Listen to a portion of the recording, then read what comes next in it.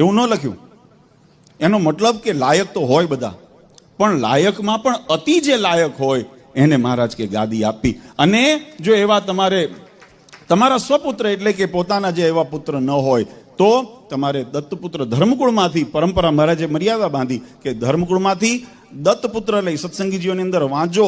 અમે કર્યું એમ, અમે જેમ તમને દત્તપુત્ર લીધા છે એમ તમારે દત્તપુત્ર પણ ગ્રહણ કરી અને તમારા સ્થાનની અંદર એક એક જણને તમારે સ્થાપિત કરવા. અને આ આજ્ઞા મહારાજે કરીને એમાં કીધું આમાં કોઈ કાળે ફેર પાડોની આ પરંપરા ગાઈડલાઈન બધી ભગવાન આપીને ગયા છે. અને એ પરંપરાની અંદર ગઈકાલે પણ મેં વાત કરી હતી કે આપણે બધા ભાગ્યશાળી છીએ કે એક આચાર્ય જે પરંપરા છે, જેમ રામાનંદ સ્વામીએ ઓળખાણ કરાવી કે હવેથી આ નીલકંઠ વર્ણી છે, આ સહેજાનંદ સ્વામી છે એ તમારા સૌના ગુરુ છે. ભગવાન સ્વામિનારાયણ એ રીતે ઓળખાણ કરાવી આજના દિવસે કે આ અયોધ્યા પ્રસાદજી અને રઘુવીરજી મહારાજ એ તમારા ગુરુ છે. એમ આપણને નરેન્દ્ર પ્રસાદજી મહારાજ ઓળખાણ કરાવીને ગયા છે કે હવેથી આ તમારા ગુરુ છે.